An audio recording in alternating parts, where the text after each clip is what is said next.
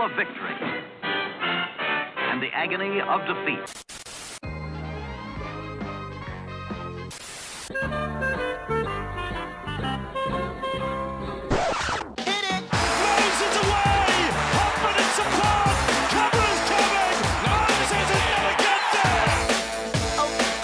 Madison, great ball around the corner, Petticini, he beats them all! Junior Polar out wide, bumped away from Trindle, Sharks coming through, none of them can hold him!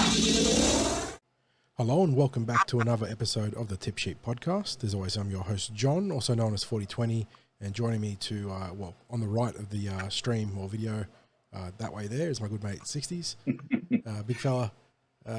Weather is all over the place. I'm still, I don't think it's the flu, I think it's the cold, but I'm still battling with my symptoms. And unfortunately, we are the bearers of bad news. The Parramatta Eels have put out an official statement regarding Mitchell Moses, which we'll get to shortly. But as always, before we start talking football, and in this case, a little bit of news before we preview a docket that includes our first round of NRL and Jersey Flegg action, as well as round 6 in the junior reps. How are you doing, mate? Because, geez, the weight of the world gets very heavy very quickly when it comes to the Parramatta Eels. Yeah, mate, just fresh from going and watching training this morning. And, look, they trained well. They trained really upbeat, which you'd expect them to do. It's the first match of the season. Yeah, look, it's just disappointing. You know, it's 7. There are 7 players in the top 30. Unreal. And one development player who was going to play who are unavailable for selection. So as people are well aware, there are currently 28 players in the Eels top 30. You take 7 away from that, it means there's 21 that are available. It's literally the Teamless Tuesday crew, pretty much. Yeah. Plus a couple of dev players. It is. So they've obviously added the dev players for experience, rather than diving into the end of the depth chart in the top 30. But, yeah, 7 players out, round one. And probably the most frustrating thing about this is that we've lost a couple of players who wasn't trial injuries. That's the result that it was resulting from. It was, certainly in Mitch Moses' case, an aggravation of a previously existing condition.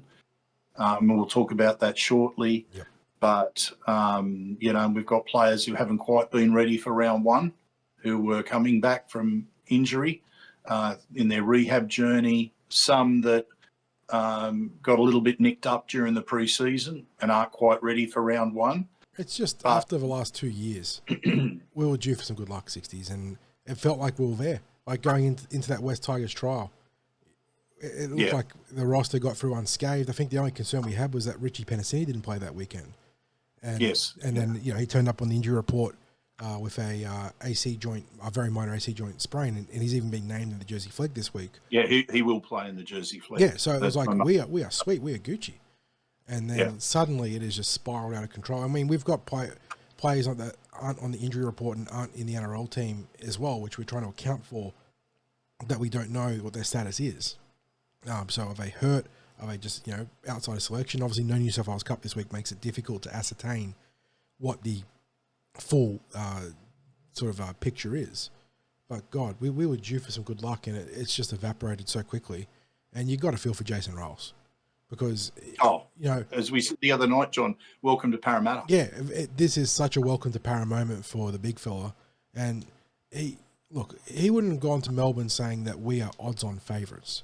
But he would have been pretty confident, you have to think, based on what he'd seen this pre-season, his inside knowledge that comes with Melbourne, and then just having a player of Mitchell Moses' calibre, a top 2 playmaker in the NRL, leading a young and energised team.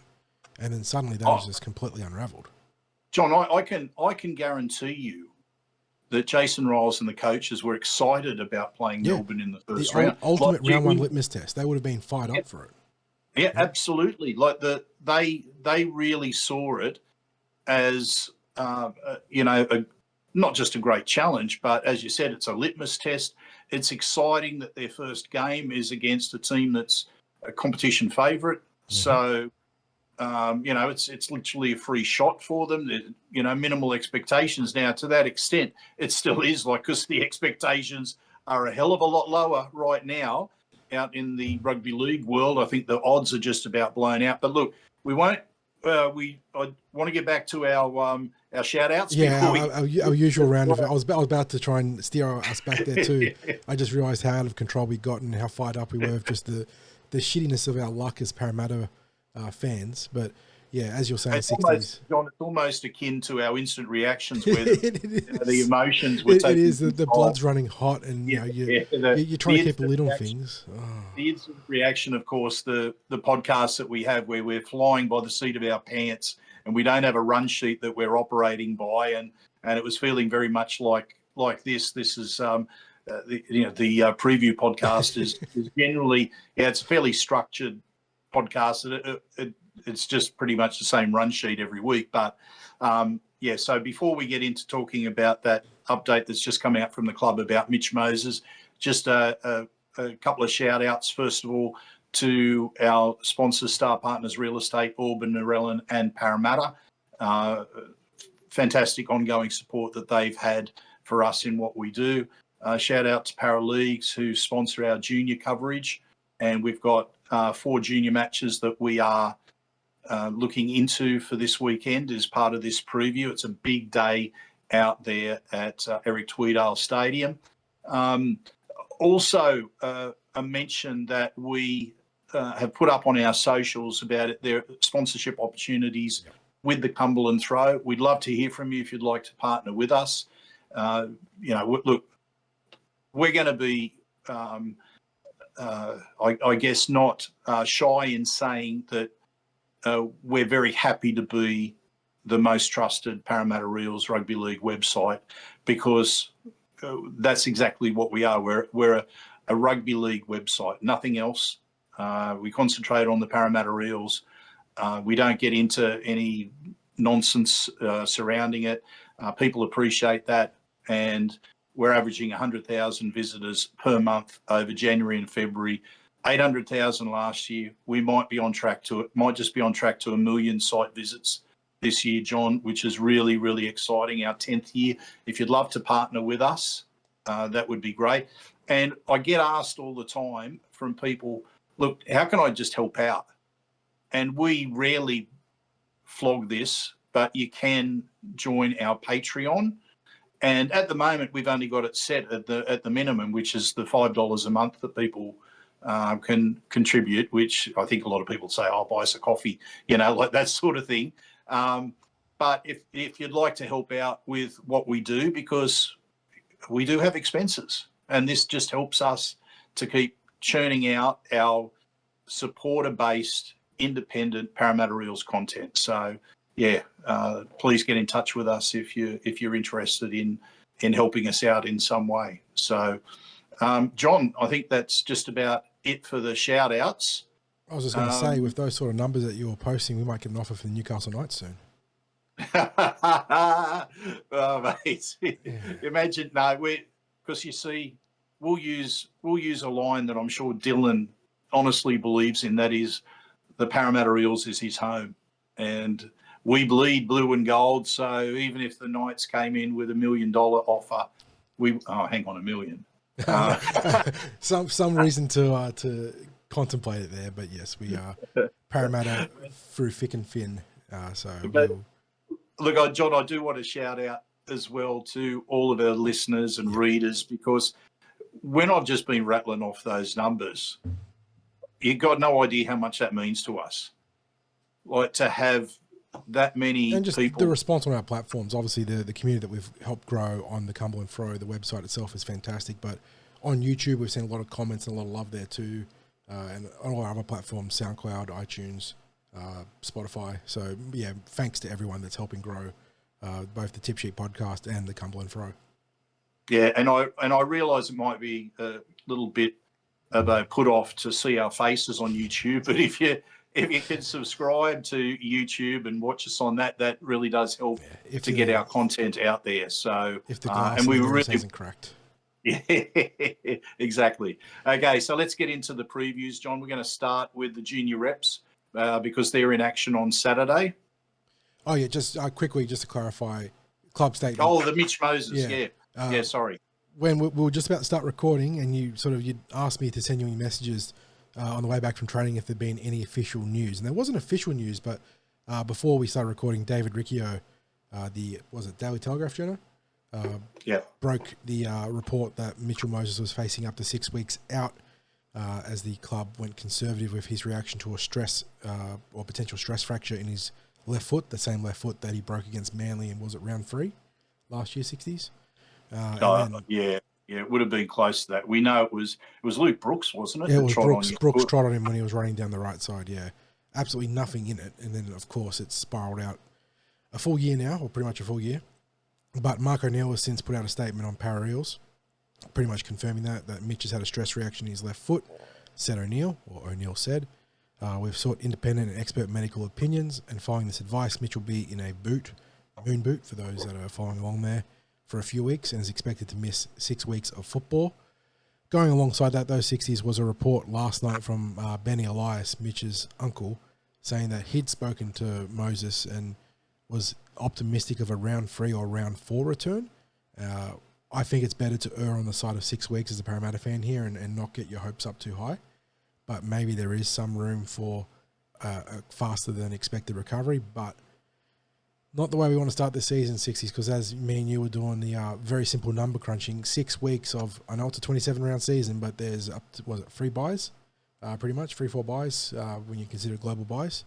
That's a quarter of your season gone from your best player, who's your highest paid player, and the team is, and this isn't Mitch's fault, but it is such a brutal way for Jason Rolls to start his campaign as the Eels coach, to be missing Mitch alongside half a dozen other players. Yeah, and look, one thing that I want to clarify, because I was getting quite a range of messages, phone calls, texts, DMs on social media platforms, and some of the things that people were saying that they'd been hearing about Moses were, a little bit extreme. It was everything up to missing an entire season, and I had to keep saying, and they were suggesting that the club hadn't been honest with reporting on this, and I had to keep saying, look, I do know that they didn't know. They honestly didn't know how long he was going to be out for. The plan up until last week or so was that he would be playing round 1. Oh yeah, and even then, when he was unable to be named this week, up to last week, he was on track to play. I can assure people he was on track to play. He'd been rested during those trials, had been load managed up till then, had returned to training, and was on track to be playing this week. And then it's obviously just been aggravated a bit more. They've had to go for all the scans again. They couldn't get the answer until then.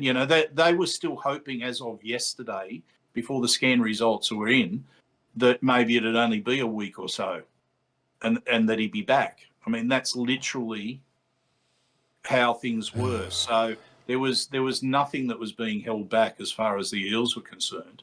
And so, if you were hearing anything outside of that, I really want to assure you that it wasn't the case. It just wasn't the case. And it's a case of deja vu now, 60s, because, it was obviously 3 weeks further into the season when we had this discussion last time around last year.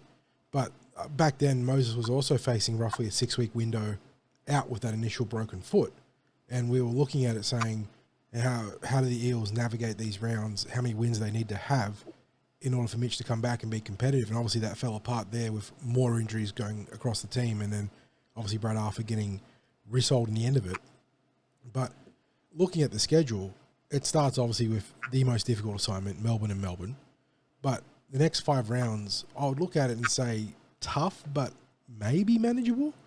You've got the Tigers at CommBank, the Bulldogs at CommBank, Manly at Manly, the Dragons at CommBank, and then the Raiders up in the top end in Darwin.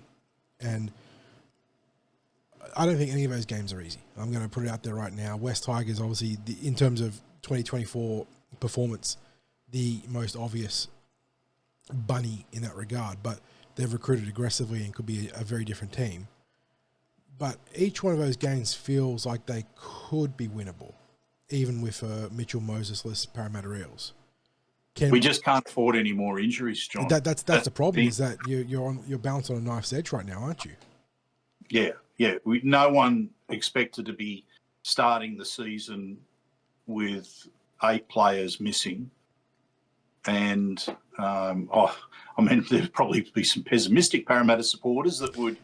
but as I had said to me today, well, there's certainly one way of putting an end to the hype train coming into the season.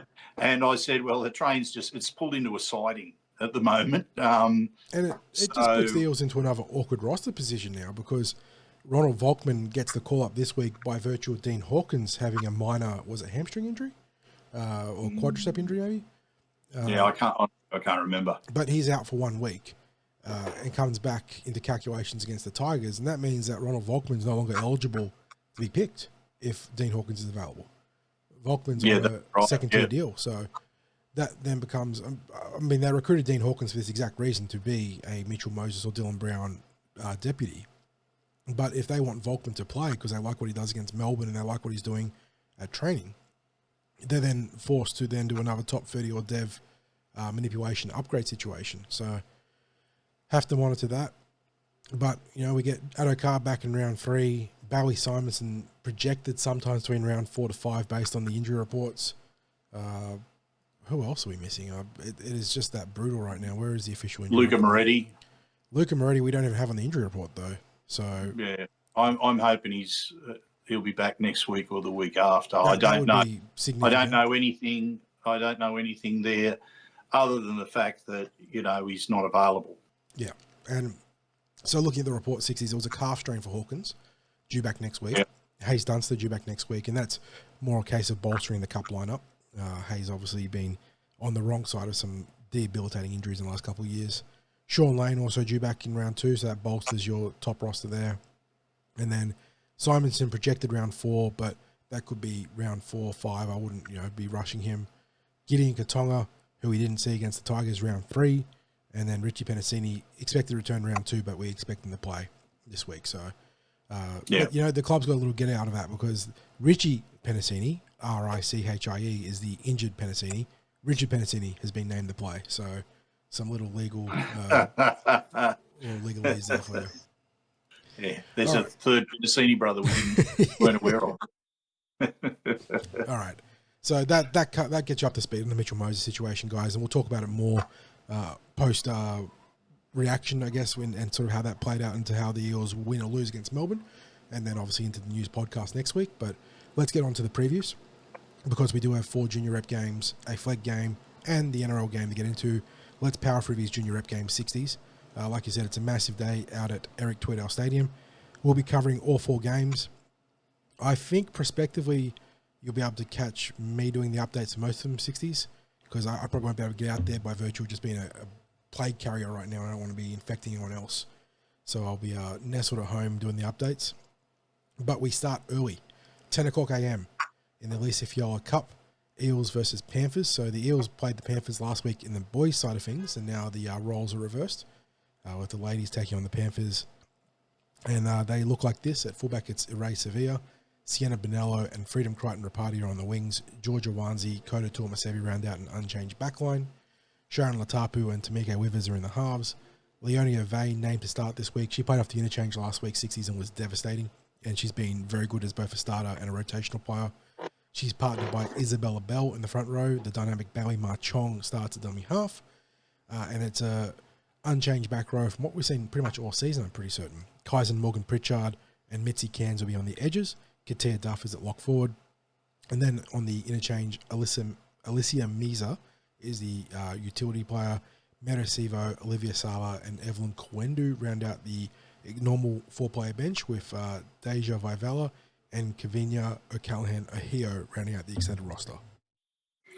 Yeah, look, really, really good performance last week, wasn't it, from the Lisa Fioala Cup.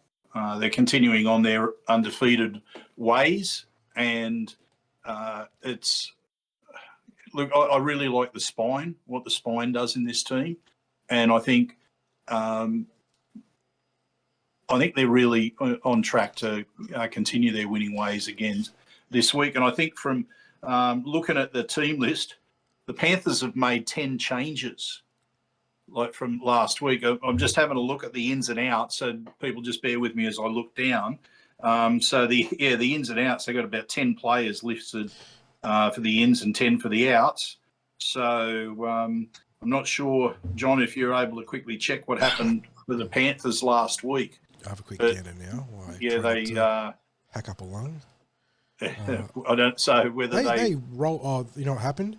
Not too dissimilar to what the Eels did earlier in the year 60s. They took on the North Sydney Bears and probably had a chance to rotate in some of their extended players in a game. Get their eligibility up, that sort of thing. Yeah.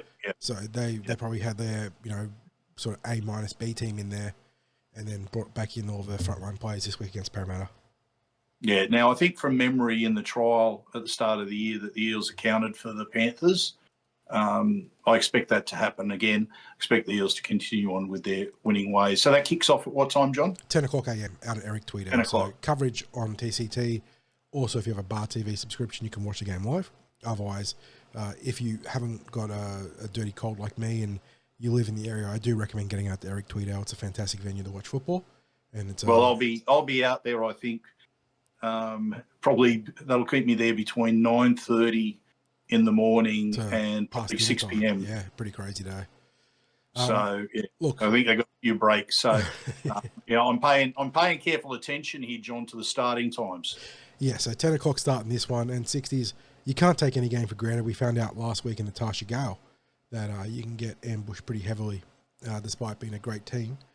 But the way the Eels have been playing, and they've been improving week on week in the Lisa Fioala, there is a reasonable expectation that they can handle the Panthers, although the Panthers, I think it's 3 wins, 2 losses in their season. So they're doing okay. And they'll be a competitive team against the Eels. Moving on to Tasha Gale, 12 o'clock p.m. kickoff here. Again, Eels versus Panthers. Again, Eric Tweedale Stadium. And as always, coverage on TCT and Bar TV.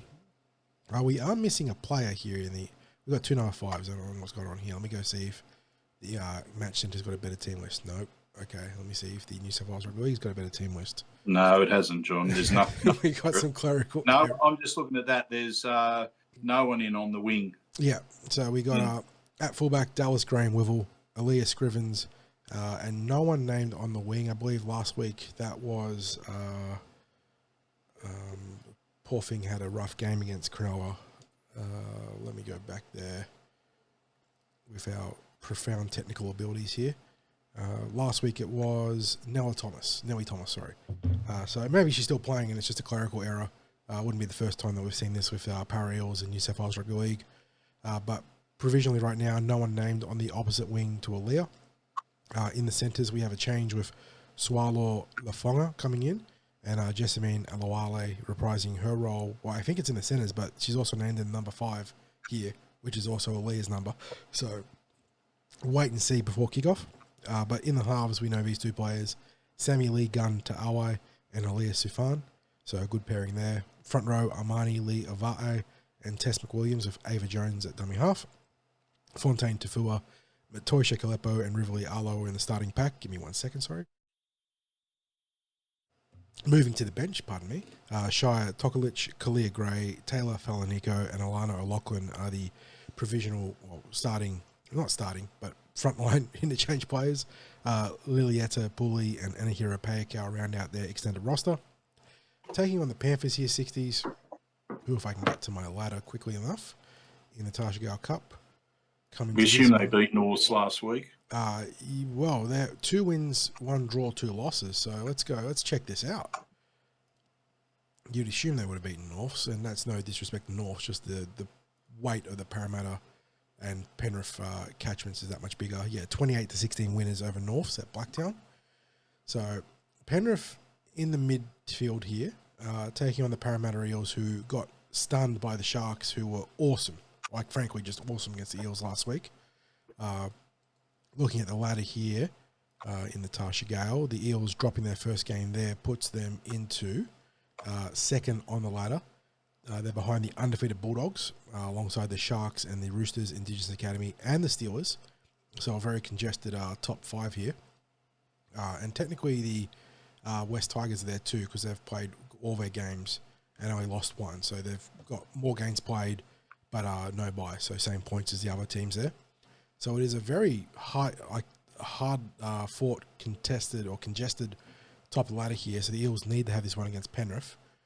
You've got to think 60s after what happened last week. They'll be stinging from that loss and will be looking to be fired up and looking to bounce back against Penrith.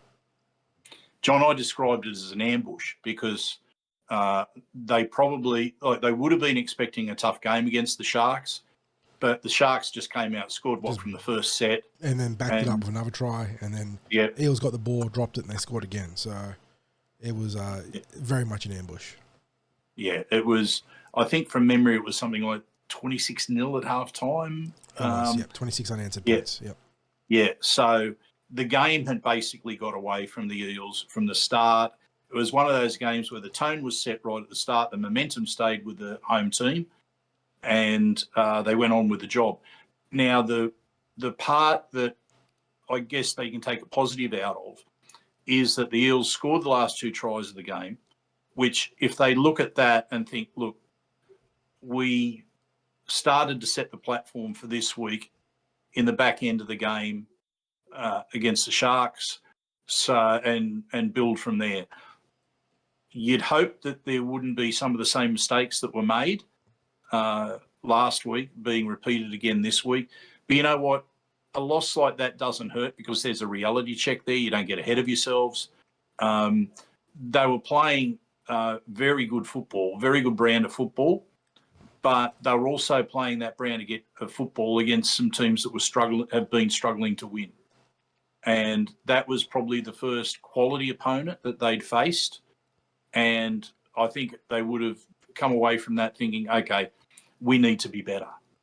And they've got the talent there to be better, but I think the message would have been driven home in we need to be better. So I do expect them to get over the Panthers again. I think from memory they might have got over the Panthers in the trial at Windsor earlier in the year. But look, I do expect them to get back to the winners list this week. Okay, that brings us to the Harold Matts, mates. Yeah. And what have we got as the starting time there? 2:30 p.m. at the same venue, taking on the Canterbury-Bankstown. Oh, my goodness. You know, I would suggest that's over an hour between the conclusion of the Tarsha 60 minutes, is it? Yeah, you're right. It's not 70 minutes because that's NRLW. Yeah. So you'll be finishing, 12 o'clock kickoff, allowing for 10 to 15 minutes at half time. You'll be just after 1 o'clock, and then you got a full hour and a bit wait there. So good time to get some tucker. And then have a son and have a yarn to someone. Yeah, look, it's not ideal. And I don't know why it's scheduled in this way. It'd be...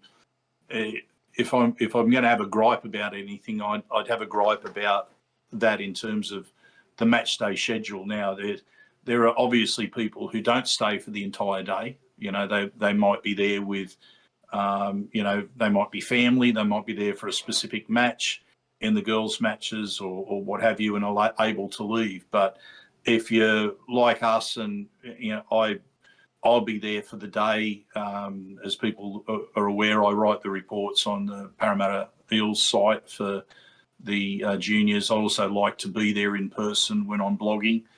And it's just because it's I think there's always something about getting that match day feel. You know, you feel that momentum flow in games and that sort of thing. And I'm thinking if people are aware how crook John is at the moment, they'll be glad that he's not actually out there in person on Saturday. I'm constantly just muting my mic, trying not to hack up a lung or sneeze here. It's, but you're going to get the comical facial reactions at least. So enough of the whinging about the match scheduling. Let's get into it. Harold Matts, 60s, coming off their best performance of the season by a considerable long way. Yeah, they blew Penrith off the park last week. Now they meet the Canberra Raiders, who, coming into this game in the Harold Matts, outside the 8. They're 4 games, 1 win, 3 losses. So on exposed form, certainly one of their better matchups in the season. But as we saw of other games this year, you don't take any of these games on surface value because you get ambushed very quickly. Looking at the team, though, I think there's a couple of changes to the bench, perhaps, but otherwise it's an unchanged starting team. Oh, well, no, sorry. The dummy halves are swapped around, so there is one change in the starting team. But at fullback, Riley Davis, who's really flashed his talent in the last couple of weeks, 60s, he'll be in the number 1. Kobe McCloskey and Danny McBride, they're on the wing. Cyrus Bloomfield at left centre and Christopher Moala at right centre, I believe. And you got Talon Rosati and Zane Al-Madine in the halves. Stephen Nunn, good to see him going back-to-back games for the first time this year. He starts in the front row alongside Chase Attard. Hayden Bell, coming from the bench last week, starts this week, swapping with Billy Fanene. In the back row, Michael Noah, Kasinga Noah, and Samuel Polly. I'm pretty certain that's been their starting back row the entire season, and for good reason. They're all very good players. On the interchange, Billy Fanene, just mentioned him before, but he'll be rotating with Bell at dummy half. Curtis Brown comes into the team alongside Jermaine Fa'afiu and Caleb Leata'ua. Sorry, Caleb, forgot that wrong. And you got Santiago Uwata and Zach Withers as part of the extended roster. So got the 19-player team there. And the Raiders 60s, like we said, not having the hottest season in terms of their first 4 results. They've got just the 1 win to show for it. A win and a bye are their 2 scoring games so far. So the Eels theoretically should be pretty warm favourites here. And if they play like they did last week, they'll be more than warm favourites. That was the best football they've played all season by the length of whatever your favourite horse straight is there. Flemington or whatever. Royal Renwick if you're a Sydney goer, I guess. And that was the first time I've really seen the results match the potential of this team. Yeah, I'm not sure if they've got the details up yet, John. So while I'm talking, if you can just quickly have a look and see if they have the team stats up from last week's game. They didn't have it at the start of the week. When we record our news podcast, because I remember checking live because you'd said you hadn't seen the stats yet. Let's have a gander while you're having a yap. I'm really curious on the completion rate because the eye test said their completion rate was a lot better last week. We've seen them be like in the 50s and 60s through good stretches of the season. Based on the old fabled eye test, where would you have pegged them for this game against Penrith? Mid-70s to mid-80s, somewhere around that. Smack bang in the middle, about 79%. So yep. Really healthy metric there. Dominated possession, 58%. That's not how that works. The time of possession, that's less than one half of football there. So ignore time of possession stats here. But they had 58% of the ball, completing at nearly 80%, and they just blew Penrith off the park because of it. All the key attacking stats in their favour. So, yeah, easily their best performance of the season. And the first time they've really realised their talents cohesively. Like they've had talented players in different, aspects of the team, whether it's in the back line or in the forward pack or in the halves, and they've all, fired independently at times.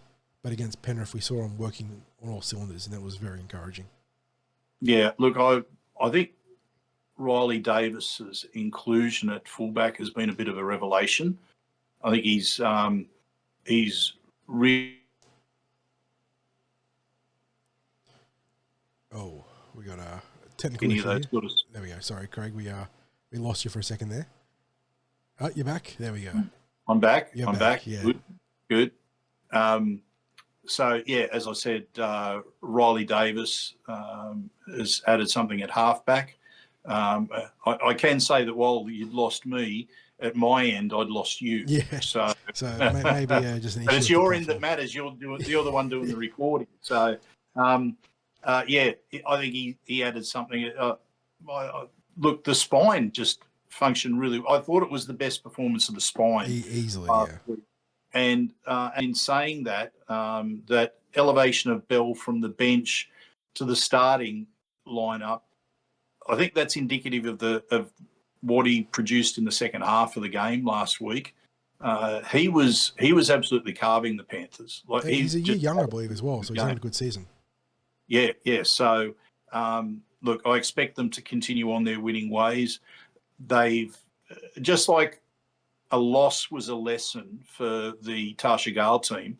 I think having a game with the higher completions and best form of the season is a message about what those completions can deliver, and I think they'll benefit from that and go on with a comfortable win in this one, John. which now brings us to the SG ball. Yes, And I was going to say it's a big narrative game here, 60s, because a 4:30 p.m. kickoff with the Eels hosting the Raiders at Eric Tweedale, and as it so happens to be the last two undefeated teams on the season. Canberra 5 wins, no losses. Eels 4 wins and a draw. I believe the Roosters have dropped. Yeah, the Roosters have dropped a couple games since we met them back in round 2. So this is a big one, not for all the marbles just yet, but for outright leadership of the competition heading into the last couple of games of the regular season. And the Eels, off the back of look, I wouldn't say it was a compelling victory against Penrith, but they certainly did enough to get home. Look like this. At fullback, it's Nathan Howlett. You got Dom Ferrugia and Rima Rokosuka on the wings. Anders Johansson and Corey Lee sort of now settled in as that 1 to 5 60s. Corey's come in the last few games, done a good job, and sort of solidified that back line. Lorenzo Talatino, who I thought was absolutely dynamic against Penrith. He'll partner Lincoln Fletcher in the halves there. It's a very good halves pairing with Lincoln in his junior year of SG ball eligibility, and Lorenzo coming back, was it round 3 60s? And must have been an injury, and he's just been lights out since then. Elijah Shane Tapa'u, being a back rower at times, now starts in the front row here alongside Ryder Talangi. Lachlan Koinakis is the dummy half as always. On the edges, Captain Josiah Funo Ayuda and Christopher Petrus with Max Popo at lock forward. And then the interchange is Tom Summer, Wesley Picodi, Trace Beattie, all three we've gotten pretty used to in recent weeks. And then Isaac Jim. I believe this is his SG ball debut for the Parramatta Eels. So good for him there. Aidan Kaborian and Mark Williams round out the extended roster. And do we have, looking at this Canberra team, anyone I recognise? There's a Croker. That's a quintessential Canberra name right there. But I'm not seeing anyone else. There's a Hudson, but that's a surname, not a Young there. Yeah. So Harry Hudson. Tuagamala. I feel like there's been a Parramatta player with that surname going back a few years, but I think there's been a fair few Tuagamalas in both codes of football, both codes of rugby over the years. It's almost a famous rugby union, rugby league surname. There's some familiar names. 60s on the interchange and the reserve list. There's a pair of Leotas, Ezra and Natutu Tessina. Sorry. So. Yeah, in Parramatta for a year and then found their way to Canberra. So yes, so I think probably to Canberra via Queensland, because I think they were originally down from Queensland, if I'm correct. Interesting that because I thought Ezra had quite a good season last year. Yeah, like a really good dummy half prospect. They'll need to watch him because he doesn't mind having a crack out of dummy half.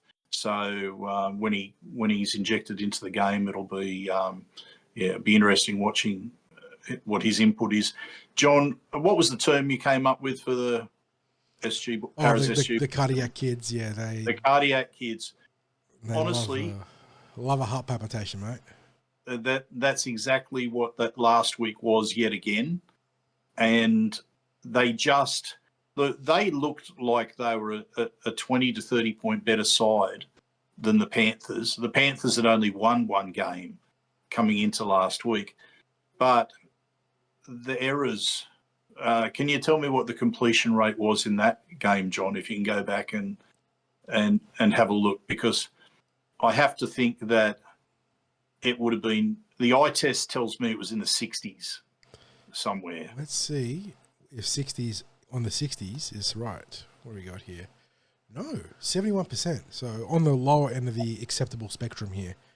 Panthers up at 77%, but the Penrith Panthers also had much more ball, 54% of possession their way, so plus 8% swing.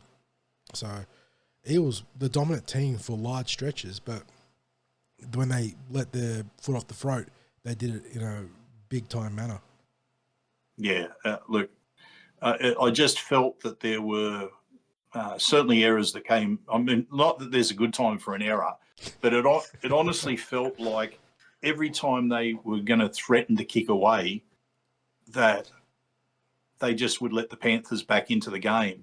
And I thought the chasm between the two teams was such that that shouldn't have been the case. So moving forward to this one, it's the same message. Yeah. complete your sets. And for us spectators out there, allow us to sit on the entire seat this week. Yeah, not just falling off after being on the edge. Exactly. Oh, I always maintain 60s that it's true of the NRL too, to a large extent.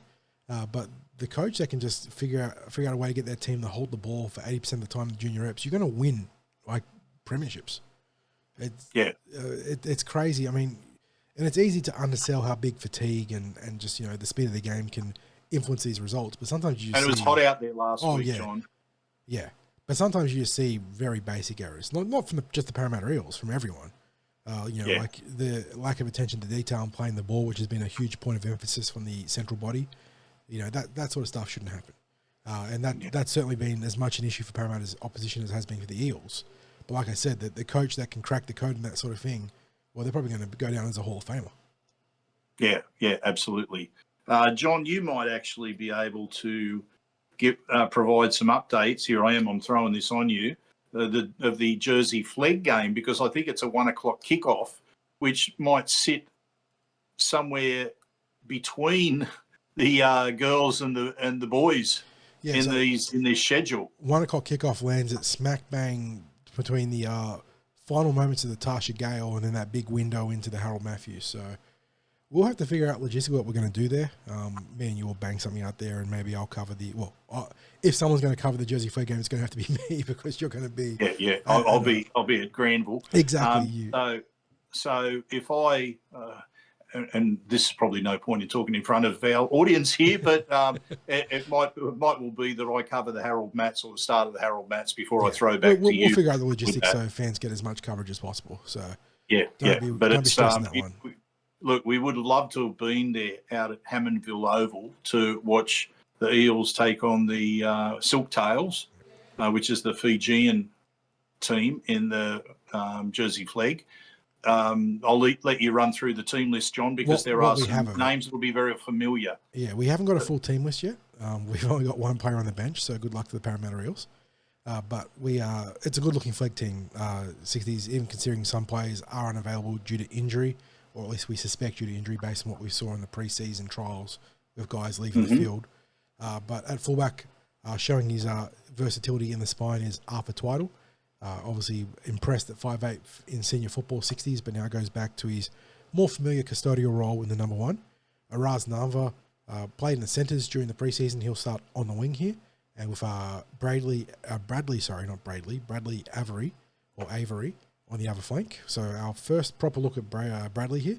We'll have to find out where he's from, 60s. Then you got Antioch Vitala Mariner and Richard Pennicini in the centres. That's a pair of familiar names right there. Obviously, Richie impressing in the preseason, and Antioch was a very good performer for the Eels in the Flegg last year, so a very rock-solid pick there. Matty Hunter and Josh Lynn will partner in the halves. Again, familiar names from last year, and then we saw Josh in the NRL preseason. Damascus Nemia and Tiankin Brown are in the front row, with Jack Hudson, who was very impressive against the West Tigers, starting at dummy half. Don Lestratus, one of the blog favourites there. Great young kid, wholehearted player. He'll be on the edge with Tyrese Lakini on the other side. Saxon Pryke starting at lock forward. And then the lone bastion, the holdout on the bench 60s. Paddy Spence, great utility player there. Can play a bit of dummy half, can cover pretty much the entire back line. A great Swiss Army knife to have in the Jersey Flegg. I think might even be covering a bit of lock as well. That small ball lock forward, definitely within his wheelhouse there. And then we do have a reserve, Tuvaka Palu. So I'm not sure Tuvaka is expected to play, but right now he's first in line with 3 empty spots on the bench. Obviously the Eels have players in there, just whatever clerical reasons they're not named on the New South Wales Rugby League portal. But yeah, 1 o'clock PM against the Silktails 60s. Eels have met the Silktails twice in the last year, and they beat them both times. The first time was over in Suva. I think they won 40-22 or something.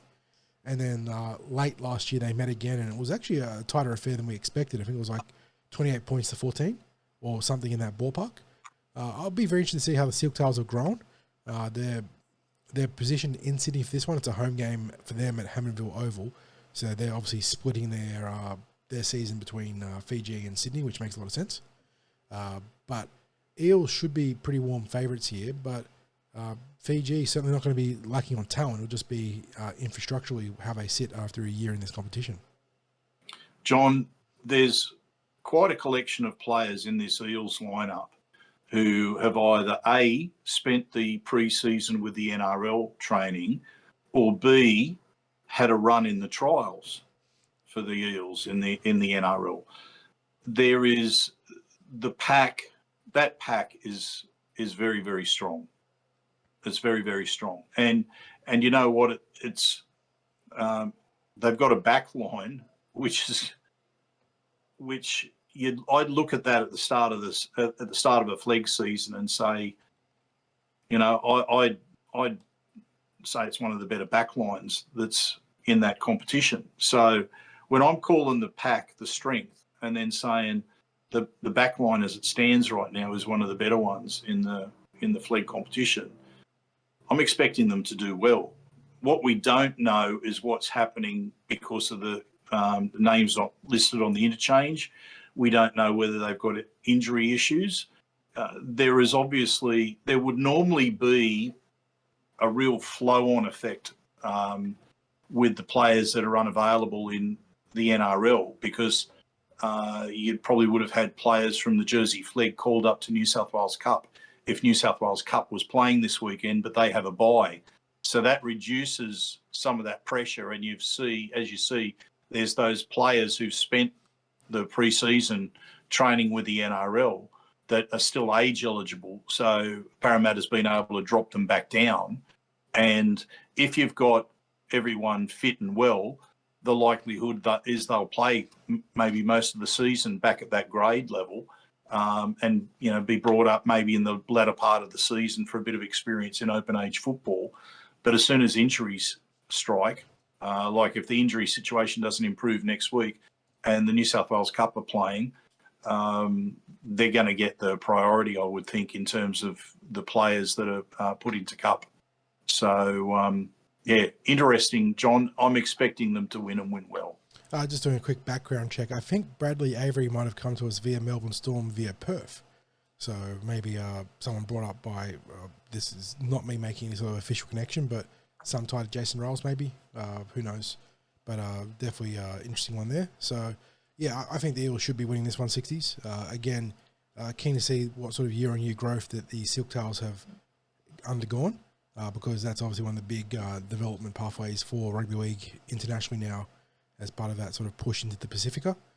But the Eels should win this one out at Hammondville Oval, 1 o'clock. So let's move on to the final game on the docket, the main event, no doubts.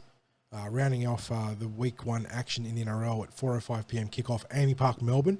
You can catch this one on all your major channels, 9, KO and Foxtel, as well as if you're in Melbourne, you can get out there too, obviously. But the Eels taking on the Melbourne Storm. Let's quickly run through the Melbourne Storm lineup. 60s, we talked about it on our news podcast, but let's go through them again. Fullback is Pappenhausen. You got Warbrick and Coates on the wings. Howarth and Meaney rounding out what should be their full-strength backline. Munster and Hughes, speaking of full strength, their frontline halves pairing there.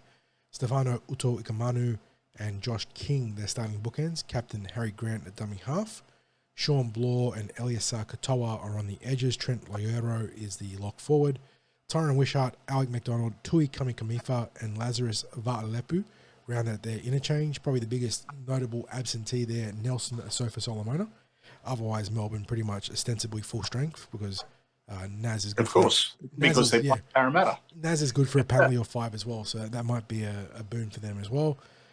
But their extended roster, Grant Anderson, Bronson Garlick, Joe Chan, Sualavi, Fa'alongo and Kane Bradley. And then Wyatt Raymond, the main man, Grant Atkins in the box in terms of the neutral officials there. And then for the Parramatta Eels, our team, bereft of just about a quarter or more of the top 30. After souring in the game against the Tigers, Isaiah Yongi will get his first proper cap at fullback for the Parramatta Eels. Sean Russell will run the left sideline with Jake Tungle on the right, presumably. Will Penasini left, Zach Lomax right in the centres. So very keen to see both those centres going. And I thought Sean Russell looked good in the preseason 60s, so he has a big matchup against Will Warbrick. It's that head-to-head with Coates and Tungle that's scary. We'll get to that shortly, though. Dylan Brown will partner Ronald Volkman in the halves. Big chance for Ronnie here.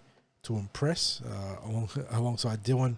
A lot has been made about Dylan's responsibilities in this game, 60s, because he needs to carry the Eels to show he's worth that mega contract from Newcastle. Unfortunately for the Parramatta Eels, I don't think the results of one game are going to persuade Newcastle either way about changing their offer. The reality is the offer's on the table there, so Dylan's just got to be Dylan here, and not trying to make Dylan Moses in the absence of Moses is where I think you get Dylan unstuck. So just let Dylan play as a 5'8" here and let Ronald Volkman steer the team. But in the front row, you've got Joe Ofungahi and captain Junior Barlow, Brendan Hands at dummy half. Jack Williams switches from the middle to the edges, showing his positional versatility, with Kelma Tuolangi on the other flank. Jermaine Hopgood is the lock forward. On the interchange, rookie making his debut, Riley Smith, preseason superstar, very well earned. Great messaging from Jason Rolls that if you put in the hard yards and you deliver, that an NRL debut will come your way. So well done to Riley. Really looking forward to this one. Matt Dury, Ryan Madison, and Charlie Geimer round out a interchange that is probably on the small side, barring Maddo, who is obviously an absolute Goliath. But the Eels certainly small and more mobile via Geimer, Dury, and Smith. Extended roster, Joash Papali, Jordan Sanrani, Tony Mattielli, Sam Tuivasa, and Joey Lussick. Plenty of young, talented players there, which is great to see. Also indicative of where the Eels are top 30-wise with injuries. But, yeah, still great to see the likes of Joash, Jordan, Tony, and Sam in the mix. And, of course, Jason Rolls is the coach. Yeah, I mean, what can we say, John? It's we've seen players missing that we would have expected in on round one, but there's also players that we expected would be missing due to returns from injury. So we're talking like Bailey Simonson or return for suspension of Josh Addo-Carr. Yep. So we knew that was always going to be the case. And then we've got the likes of Mitch Moses, Luca Moretti, who are unavailable, Sean Lane, unavailable. So it's going to be a big ask. That's all we can say. It is going to be a big ask. So how do the Eels get this, John? What do we do to be competitive in this game or to even jag an unexpected win? I'm reasonably confident the Eels are going to go down there and put on a good show. And they're going to be highly competitive. And I was saying this to a couple of mates, that you can almost feel the script being written, that the Eels are going to be, really gutsy, ultra competitive, in with a puncher's chance 70 minutes into the game before the inevitable heartbreak comes. Bonus points if it comes off a controversial call. But I think that they're going to... It's interesting because how much does Moses being out change the script? Well, it takes away a lot of your short side plays. Mitch Moses being one of the best proponents of the short side raid in the NRL. It limits your ability to manipulate the arm wrestle via the long kicking game. Mitch having one of the best long boots in the game, both for distance and hang time, allows the Eels to stay in arm wrestles that would otherwise be deemed losing through the middle. So how much can Volkman and Brown sort of leverage against that? I'm not really sure. What it does do, I suppose, is maybe looks more from someone like Isaiah Yongi at fullback. Eels will have to be harder through the middle in order to open up those corridors for Yongi out wide, but you're not going to be able to create as dynamically closer to the middle with your half if Moses isn't there, which means you need to be creating the time and space out wide to give someone like a Yongi the opportunities. So that's probably how I'd read this game, but we also know that Melbourne defend very well against those sort of structures, so if you're going to do it, you've got to be very committed to the middle. You're going to need Brendan Hands and Riley Smith to call great games through the ruck, and you're going to need your forward pack to really take it to that Melbourne pack. And looking at that Melbourne pack 60s, I mean, Stefano's obviously their marquee recruit, but you got King and Liero as their other starting middles, and they're both industrious and hard-working, but they're not superstars. And then their bench features McDonald, Kamikamifa, and Varlepu. So not exactly, I mean, obviously Tui is a pretty entrenched NRL player, but not, a star-studded bench. There could be opportunities through the middle. And I think that without Mitch Moses, the two prongs to win this game are going to be being ultra competitive in the middle, which relies on your dummy halves and your forwards there, obviously, and then crisp, rapid shifts to out wide where you can use the pace and that contact balance of Azari Yongi to maybe cause upsets? So, John, the way I see it is that they've had a pre-season of establishing their systems and processes, and the Eels just simply have to back what they've prepared for. There's no point in spending an entire summer working on these things and then not following through with them in round one. So no matter the team that's out there, they're going to back those processes to get the job done. Now, you mentioned that loss of the individual talent and footy IQ that Mitch Moses possesses. So, yes, it is going to minimise, it is going to impact what the Eels can deliver. And possibly in that regard, what it's going to really impact is maybe the unstructured footy that he can generate. And so it's like seeing those opportunities.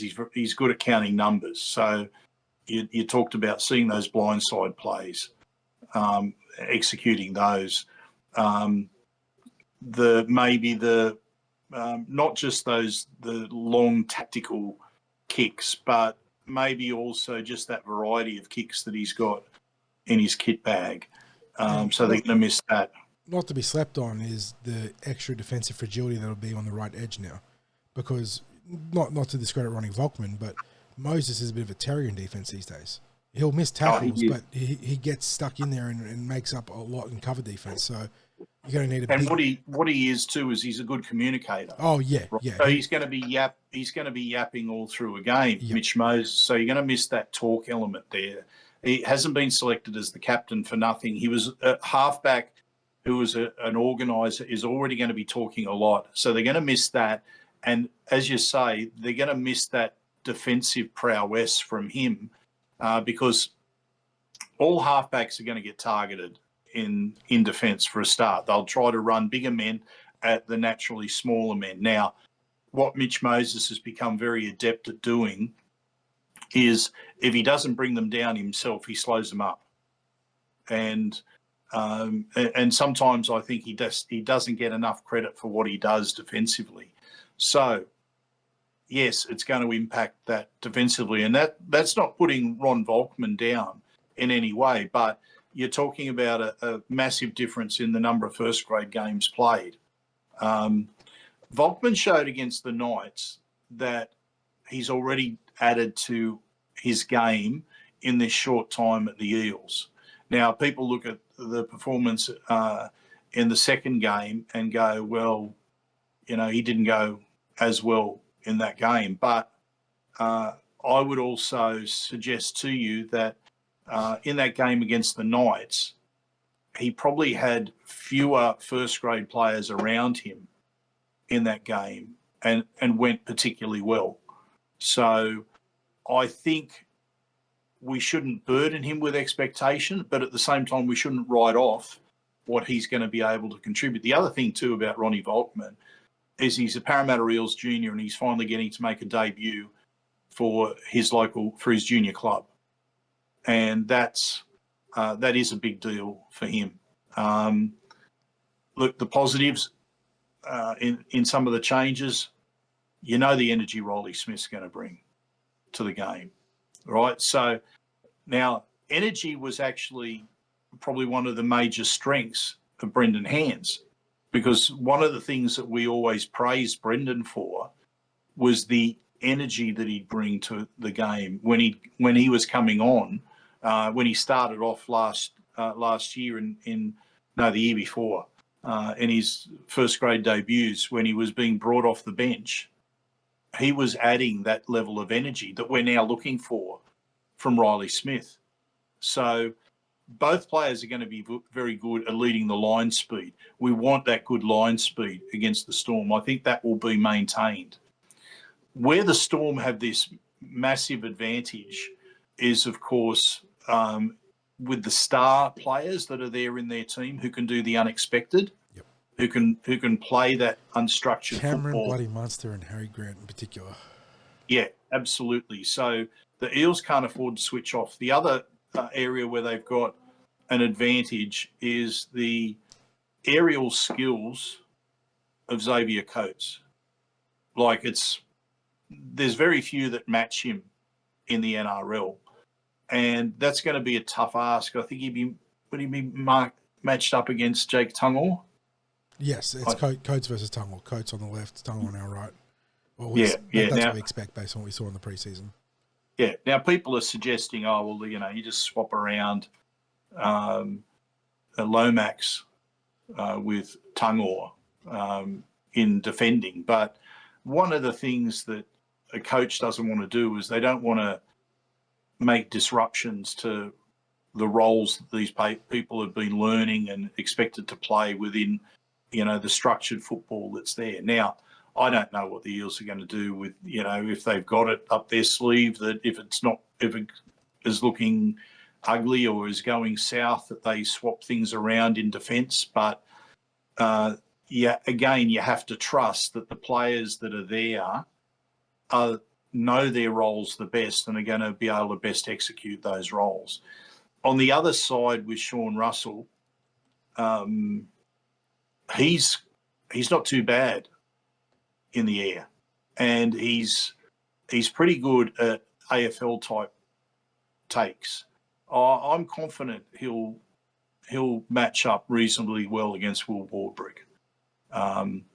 But yeah, you can't go past just that star quality that's there of the Storm to produce something out of the box at different times. So I think the idea for the Eels is to be keeping it as tight as possible and maybe inflicting a bit of frustration on Melbourne if it's just not happening for them, because they have this remarkable record at the start of the season, John. It's just, what is it, the last 21 years? There's a little asterisk on that there, because one year Melbourne had a round one bye and lost in round two. So, but in terms of round one results, they've undefeated in Craig Bellamy's tenure there, which is 23 years, I think now.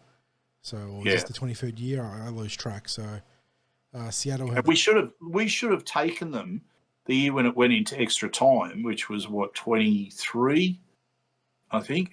Was it 23? Oh yes, yeah. We had them beat, and then yes, you're right. It was 20. Yeah. Hang on, 23. That might. Yeah, because John Hodgson got penalised. Yes, 16-12. Yep. Gone the other way. Yep. Yes, this was Graham Adams came out and said that Nelson Sofa-Solomona should have been penalised for that instance, I believe. Yes. So instead of being under pressure, the Eels should have been able to take a penalty shot for goal in that last minute or two of play from about 42 metres out, something like that, but straight in front of the posts. Yep. So it was a really that was an ugly officiated game from our good mate Ashley Klein. I say that sarcastically in terms of how we seem to perform against Ashley. And, one of the things that was really upsetting in that game was that the edict had come out about the ruck being a lot cleaner. And what we saw was everything, all the old tricks being used to slow up the play of the ball when the Eels were in possession. And it meant nothing. The calls didn't happen as they were supposed to happen. We got that horrible wrong call towards the end of the game, and then of course Harry Grant steals it in extra time. So I'd like to be able to have that situation where the Eels can create some frustration early in the season for the Storm. Just hold them out with defence. The Eels last year, John, when you think about the back half of the season, we were fielding a team which wasn't as strong as the one that we're putting out there this year in round one. And there were so many games that the Eels should have won because we didn't have any trouble scoring points. We've got a different defensive structure this year. There's been a lot of work done on line speed. I'm not suggesting that the Eels will win, but I think they will account for themselves better than a lot of people expect.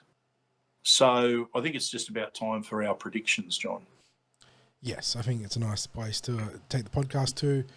And look, the bookies have the Eels at rank outsiders. I think we drifted out past $8 at one point. The old NRL thing always has a line, doesn't it? Have they gotten rid of it now? They've gotten rid of it now. Interesting. But the Eels rank outsiders for good reason in terms of roster availability. But like you, 60s, I think there's reason to believe that we can be competitive. Jason Riles, I don't think he's going to circle this as you have to go out there and win and grub it up and whatnot, but they'll be really keen to test themselves against the Storm. I think we lose, although I obviously hope we win, but I can just see it being, as I sort of laid out earlier in the podcast, ultra competitive for 70-ish minutes and then bounce the football, blow the whistle the wrong way, and the Melbourne Storm maybe score a try or two late to take the game.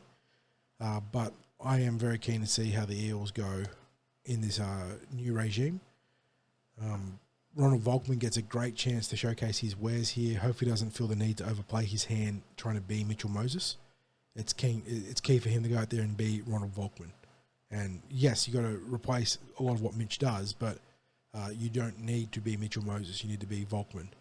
And in saying that, it's also true for Dylan Brown. Don't let all the outside, not like Dill would, because we know how much of a cool cucumber he is, but don't let all the media talk about having to step up in the absence of Mitchell Moses to redefine how he has to play.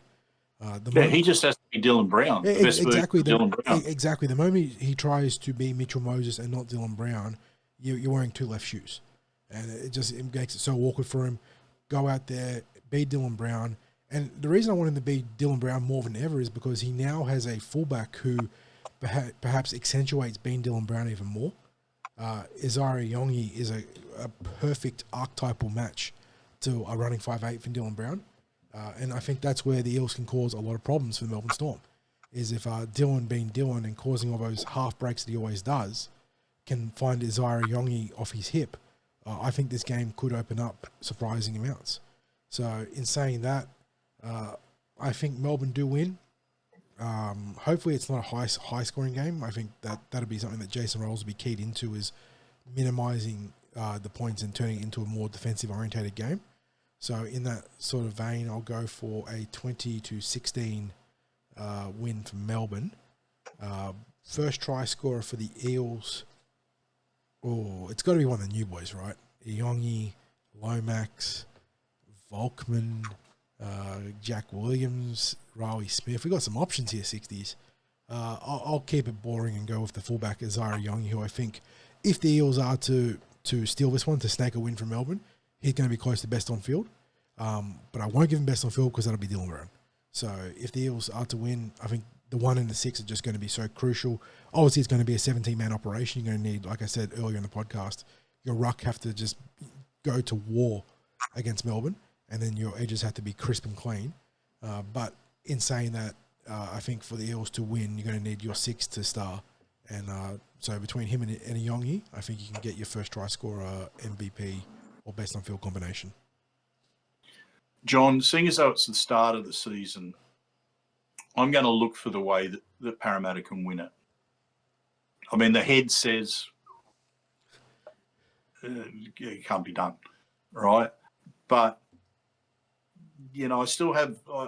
I'm still thinking along some positive lines, so I'm going to maintain that with my quick summation. I think the Eels can win it. I think if they can get their defence right, that they can frustrate the Storm. I think they've got the systems that will cause some issues for Melbourne. I think they will mark up well on their stars. I'm going to go for a 24-16 win to the Eels. First try scorer, I'm going to go for Kelma Tuolangi, running an edge play. He's just a colossus when he times that run well. It's just he's really hard to hold out, and I think there's an element of fragility there for the Storm that the Eels can exploit. As far as best on field, making a prediction as to who that'll be, I'm going to go with the fullback, Isaiah Yongi. I think he's going to play a critical role. The scene is set for him, isn't it, to star? Yeah, I think he's going to get a lot of run meters up. There are going to be a lot of kicks coming his way. I think he's going to produce a game that's going to see the Eels get one of the biggest surprise wins in recent history. So, well, yeah. I'll give you a secondary prediction here on a more optimistic note, just to back you up. Looking at recent history, and hopefully it doesn't come with the same ACL injury. But if the Eels do steal this one, look for a last 10, 11-minute double to Riley Smith, channeling the spirit of Raymond Stone and being an absolute terrier off the ball and on the ball like Ray Stone, and bagging tries in the 70th and 81st minutes in this game. So maybe history can repeat itself without the downside of that terrible ACL injury that brought an end to Raymond's career as an Eel. So there'll be a large contingent of Riley Smith's friends and family making their trek down to Melbourne. And as is the usual case, I'm sure they'll have the T-shirts on that'll celebrate kit, celebrate Riley. The player's debut, Yeah, that's the trend these days. But I'm pretty sure it's a big contingent of supporters going down there. So shout out to any of them that are listening. And yes, if that were to be the case, John, I think the cameras would zoom in on a group of people going absolutely wild about that. About the storm the field, yeah. Pardon the pun. Yeah, so, John, I think that just about wraps things up for our first full NRL and lower grades preview for 2025. Thank you to everyone for listening. Thank you to Star Partners Real Estate, Auburn, Narellan and Parramatta for their continued support. Thank you to Parra Leagues for their support of our junior reps coverage.